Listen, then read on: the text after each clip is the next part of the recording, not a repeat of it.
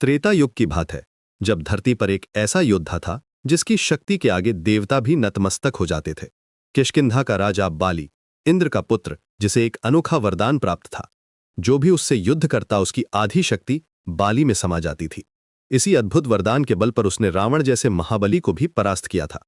समुद्र मंथन के समय भी देवताओं ने उसकी सहायता मांगी थी, लेकिन शक्ति के साथ साथ बाली के मन में अहंकार भी बढ़ता गया। जब जब कोई योद्धा उसे चुनौती देता, वो और भी बलशाली हो जाता था। धीरे धीरे वो खुद को त्रिभुवन का सबसे बलशाली योद्धा मानने लगा था। उसकी विजेताओं की गूंज स्वर्ग लोक तक पहुंचती थी। एक दिन जब उसे पता चला कि श्री राम वनवास में हैं, तो उसके मुंह से घमंड भरे शब्द निकले। राम वो नश्वर मनुष्य, मैं उन्हें अपने पैरों तले कुचल दूंगा। क्या है उनमें जो मुझसे टक्कर ले सके? ये अपमानजनक बात जब हनुमान जी के कानों तक पहुंची तो उनका खून खौल उठा। अपने प्रभु श्री राम के लिए उनका प्रेम और सम्मान असीम था। उनके हृदय में राम भक्ति की ऐसी आग जलती थी कि वे अपने प्रभु के अपमान को सहन नहीं कर सकते थे। वे तुरंत किष्किंधा पहुंचे और बाली के दरबार में पहुंच गए। बाली अपने सिंहासन पर बैठा था, चारों ओर उसके मंत्री और सेनापति खड़े थे।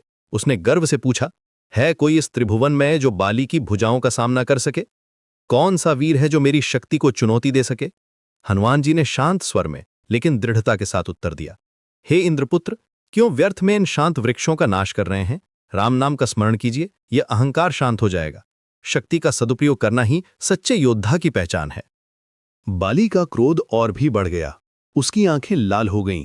तू एक साधारण वानर मुझे उपदेश देगा? राम वो नश्वर मनुष्य, मैं उन्हें अपने पैरों तले कुचल दूंगा। तेरे राम में क्या शक्ति है मेरे सामने? हनुमान जी की आंखों में अब आग दिखाई दे रही थी। उनकी मुट्ठियां भिंज गईं। मेरे प्रभु श्री राम से पूर्व उनके इस सेवक से तो युद्ध कर ले। यदि तुझमें साहस है तो कल सुबह युद्धभूमि में मिल।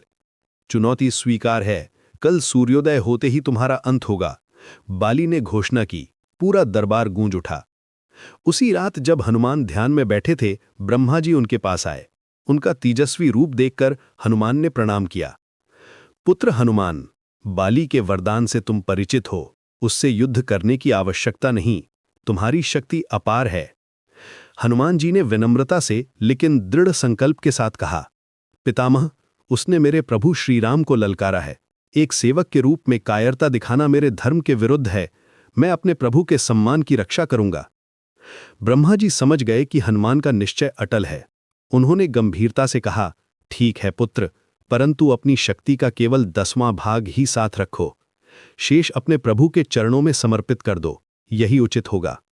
हनुमान जी ने सिर झुकाकर स्वीकार किया। अगली सुबह सूर्योदय के साथ ही दोनों योद्धा युद्धभूमि में आमने सामने खड़े हुए।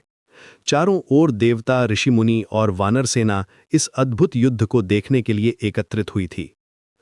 आ गया मृत्यु को गले लगाने, तैयार हो जा, बाली ने ललकारा। उसकी आवाज में पूरा आत्मविश्वास था। युद्ध शुरू हुआ। जैसे ही दोनों की भुजाएं टकराईं, बाली का वरदान सक्रिय हो गया। हनुमान की शक्ति का आधा हिस्सा बाली में समा गया। लेकिन ये क्या? बाली की आंखें आश्चर्य से फैल गईं। उसका शरीर कांपने लगा। ये शक्ति, ये अपार शक्ति, मेरा शरीर फट जाएगा, बाली चीखा।